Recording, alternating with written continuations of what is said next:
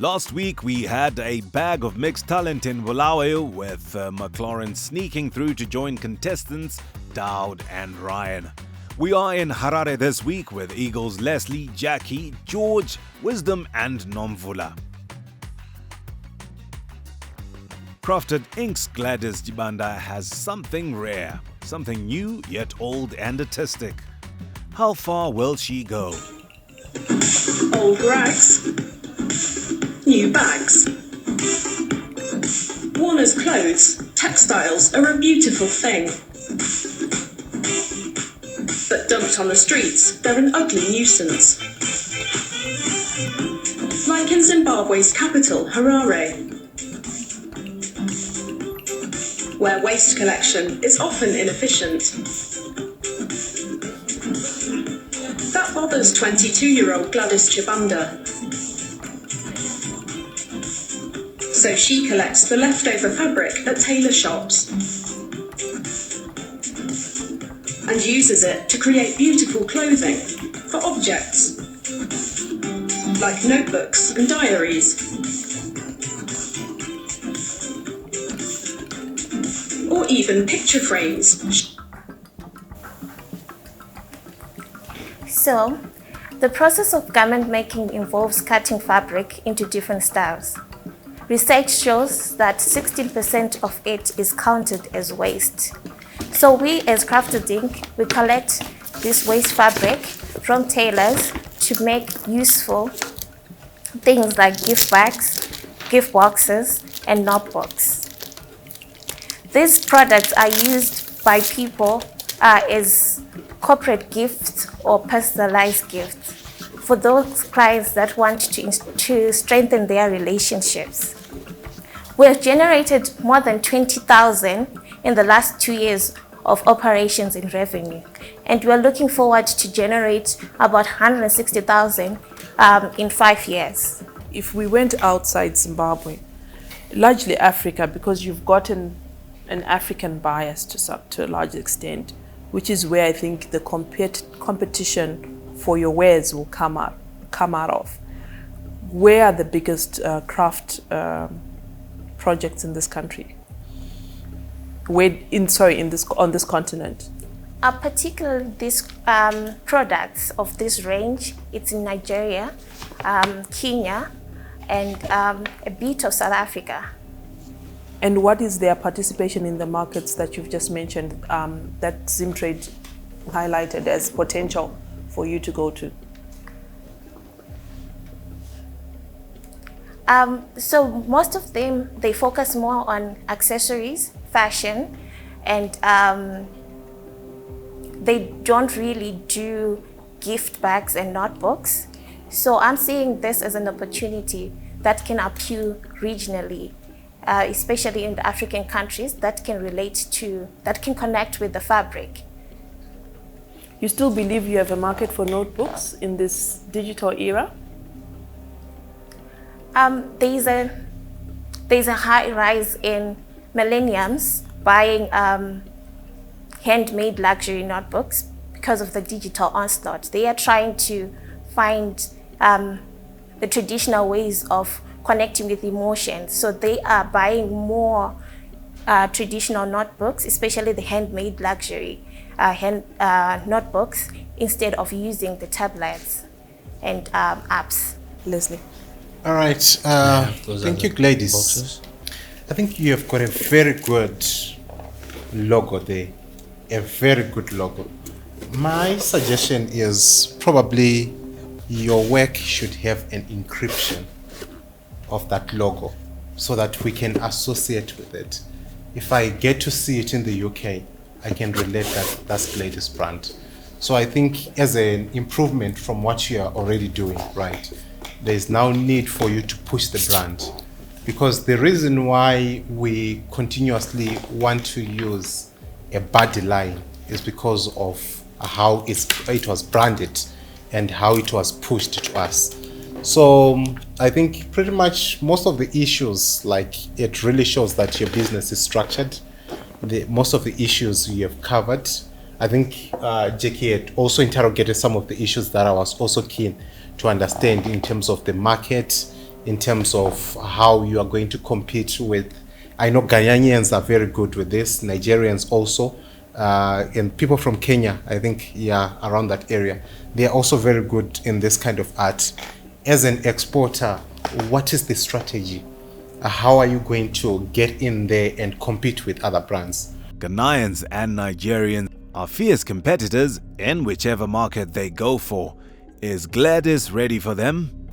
So there are different types of materials that connect with people regionally. So in Ghana, there is the Adinkra, and in Nigeria, there is also the Kente in Ghana as well. So those different fabrics connect with them differently. So I would like to make the products surrounding their major or their most worn or their most used fabric that really connects with their culture and their traditions. You've got an amazing product, and I think the only thing that you need is a little bit of mentorship, just to guide you on. I know you've already got your target markets, so I don't want to spend too much time asking you any questions. Well done on a beautiful presentation, and my judgment for you is a big yes. Thank you so much. Sure. Gladys, it's a yes from me as well, but in the next stage, I'd want you to be able to support those numbers. It's going to matter. You've got to know your market size and where you come in. Be very specific. All right. From my side, I think this is a good business model. I think you're already at a certain stage of business maturity, which we appreciate. It's a yes from me. Thank you so much. And Gladys, on your presentation, I loved your presentation. You also just need to come with the energy to persuade your people. So I'd really like big smiles and talking a lot more confidently. This might be your first pitch, but your next one should be a lot better, more expressive. But otherwise, congratulations. Thank you. You're going to the next round. All right. Thank you so much. Well, Thanks, with Gladys. 2 yeses and a somewhat reluctant one from a concerned Jackie, Gladys best take heed if she is to survive the industry.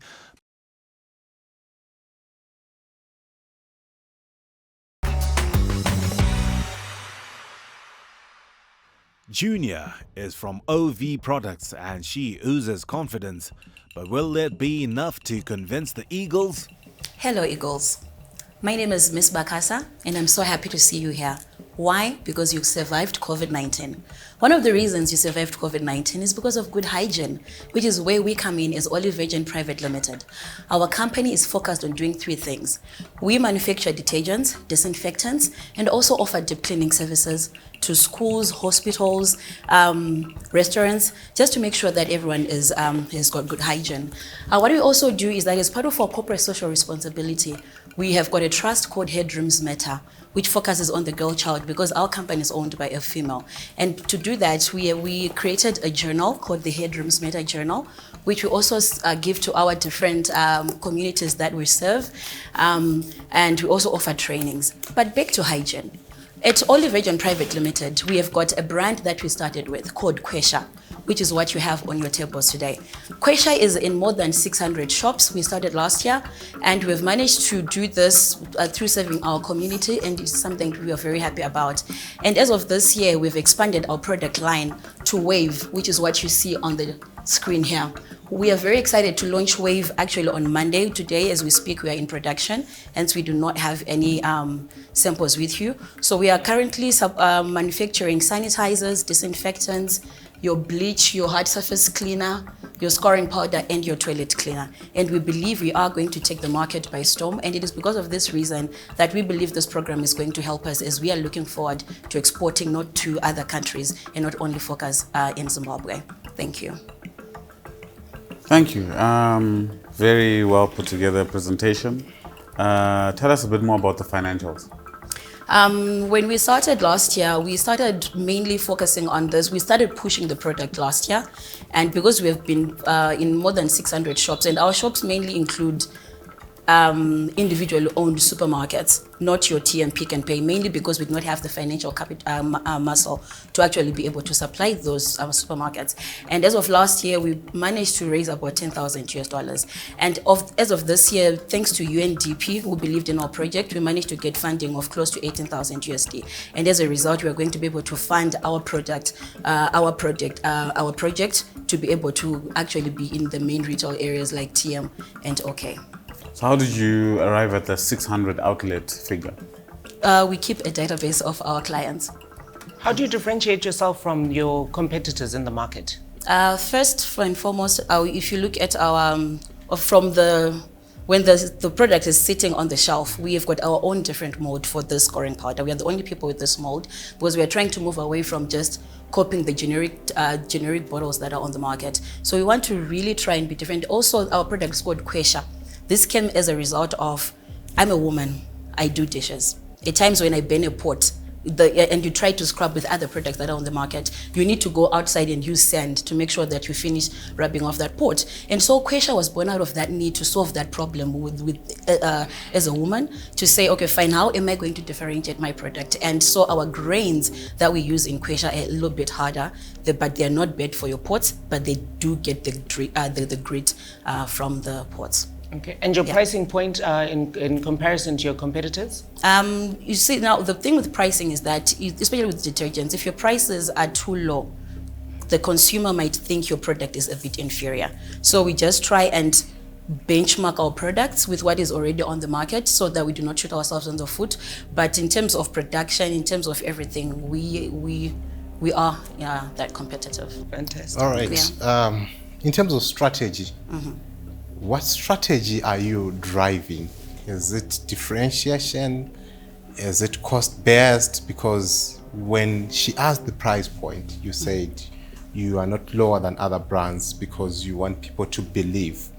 I think maybe it's a trade secret, I'm not sure. But what is your strategy? Okay. Is it differentiation? Is it cost-based? Okay. So to go back on what I had said to her, in terms of pricing, obviously it's not 50 cents. So our price may just be a bit lower, but the margins will not be that different. Because I answered like that because of... Fair and fine, I'm happy. Okay, that's fine. What is your strategy? Okay, so we focus on offering cost-effective, high-quality products because we are targeting at the communities that are underserved. Now, when you look at cholera, when you look at other emerging diseases, it's because maybe detergents are there because we're not the first company to do detergents. They are already in the market. But we want to try and make sure that even our distribution channels, I mentioned the other shops that are not mainly like your individually owned shops. And we also, even in terms of our marketing, we take on women and try and empower them, and then they take the product to the market. And by removing the middleman, which is your main supermarkets, we are able to push down our product to clients at reasonable enough prices. Leslie's still not satisfied with Junior's response and wants to dig deeper. What's constraining you to really come up with a completely different thing? Because packaging matters. Okay. Packaging can actually differentiate you from the other competitors. Yes. But in a way, everyone who is thinking of, we had several guys here, the same thing. So what is happening in the industry? Why are we going that route? Are we doing Me Too products or... I was beginning to wonder when somebody was going to mention it. It seems everybody is into detergents now. Could it be because of COVID? As I mentioned, the scoring powder, this is our own mold. There's no one else in the market that has this. But what happens in supermarkets is that there are already people that have gone before us and there's shelf space. Now, what supermarkets want, they just want products that are going to fit into they call them categories. If it's a category, if it's a scoring powder category, there are already molds that are approved. Because I even had problems. And you know, when you are developing your own mold, there are costs that are incurred. And as a startup, these are only things that we can maybe be able to do as we grow the brand. But for instance, when I started this and I created my own mold, I shot myself in the foot because a year and a half later, the person who was doing my mold had not brought back my mold. And I had no containers. I had a factory that I was renting. I ended up closing it because the bottles were not there. And then the bottles come, you put them on the shelf, and then buyers can simply say something like, you know what, it's too small for what you want. All right, interesting. Yeah. What is your current capacity? For Kwesha, I think that's the brand that you can give us figures. What is your current capacity? For Kwesha What right can now, you do in a month? Okay, for Kwesha right now, we've got about 30 tons of product. And for the sanitizer, we are able, literally right now, we are able to push out 5,000. 30 units. tons, is it your output or is product that you have in stock? It's product we have in stock. But What is your current capacity? What is your output? In terms of our output, we're able to push out about 10 kgs a month. No, not 10 kgs, 10 tons. 10 tons a month. Yes. Okay. Judges, I'm ready to put up my decision.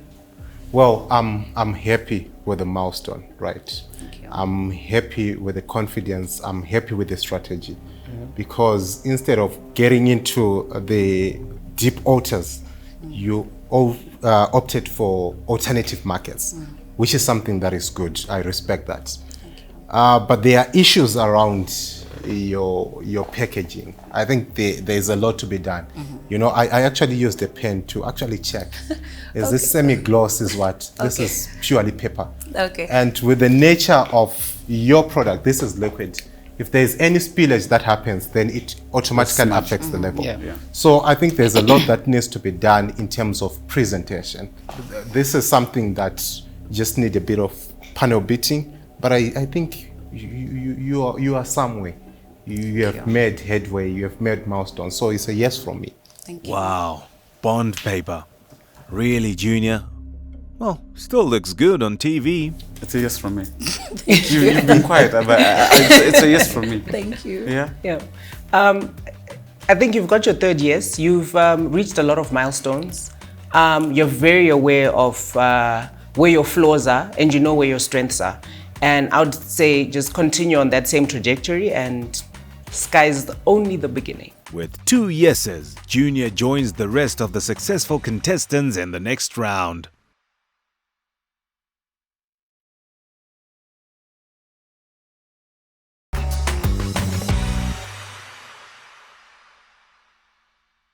Leslie, George and Wisdom continue their search for a worthy contestant. Hello, Igus. My name is Kudzai. I'm representing Kuva Bottlers. It's a cordial company, manufacturing company. We also do soft drinks. We are based in Grenada side. At the moment, we are supplying in OKs. That's the cordials, the concentrate, the ones that you dilute. We also have, they come in 2 liters and 5 liters. And that one that you are holding, it's actually the market shocker. And that one, it's an innovative one, which is meant, which has got, we wanted to come up with a product that is, we put less raw materials, but it creates more output. So it's creating more with less. So this is the product that you are seeing. This one, this innovation also has no tetrazine in it. So our objective now is to enter into other countries which are not just Zimbabwe, because in Zimbabwe we're actually supplying almost all over Zimbabwe in terms of the market coverage that OK has. So our product is there as well. Then that product surprises in one fact, because if you see that one, it's a 250 milliliters, but when it is diluted, it produces 20. But when you look at other 2 liters, the dilution is 1:4. Still, after that explanation and some manual reading, the instructions are still not clear enough for the Eagles. I have a question, especially on this product here. I was reading on the instructions. So if I just put this into 20 liters of water, I have some juice. Yeah, instantly? That one you put 2 liters of sugar on top. Then with that concentration, then you produce 20 liters. 2 kgs of sugar? Yes, 2 kgs of sugar. So I need some sugar to make the drink complete? Yes, yeah. Oh, okay. Yeah. Wow, that's not good at all for Kudzai now, is it? So please explain the process to me again. Oh, with that concentrate, like for example, the lime concentrate, what you just do, just pour it and you also pour sugar, 2 liters, then you just put water, 20 liters of water. Then you stir. Then that's the How much sugar? 2 kgs only. Wow, it's an extra. Yeah. It's quite some work for you to do. Yeah. Yeah. Why did you not include the sugar in the product? Yeah, this one was, we were targeting vendors who wanted to sell. It's like a concentrate, it's like a raw material that they use when they want also to manufacture drinks. Okay, what if I want to buy this for my kids? Yes, we also have some other drinks like I was telling you, these ones. These ones, the concentrate, they're just ready to dilute 1:4. So this one, it's actually targeting those small entrepreneurs who would also want to do the business. So this is not for direct consumers? Yes. Oh, okay. Yes. So this is not your mainline product? Yes, this is not my mainline product. Okay. Why didn't you bring those for your presentation? If that is, what do you want to export? Is it this or that one? It's those? Yeah, these ones. This is your main. For now, that's where this is your main export product that you want to export. Yes, for now. Not that that is one. Yeah, that one. Not that one.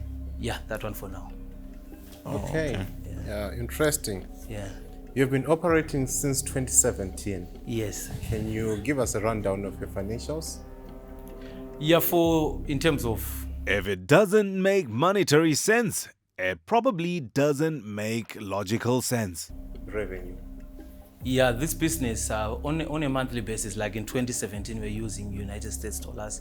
Yeah, it was about, for monthly, when talk of sales of around 50,000, that's when we started. Can you go to your annual revenue 2017-2018 financial year? Okay, for that one, it was about, we can talk of about net profit of about 120,000. USD? Yes. All right. Yeah. And then... Both on a monthly basis. 2018, 2019? Yeah, we can talk of about 250 to 300,000. 300,000 USD. USD? Yes.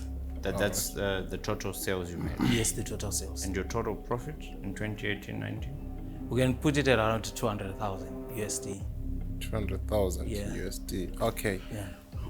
So that Kuva brand belongs to Das Value. Yes. You're part of the Das Value group. I'm an employee there. You're an employee there? Yeah. So the figures that you're giving us, are they Das Value or your figures?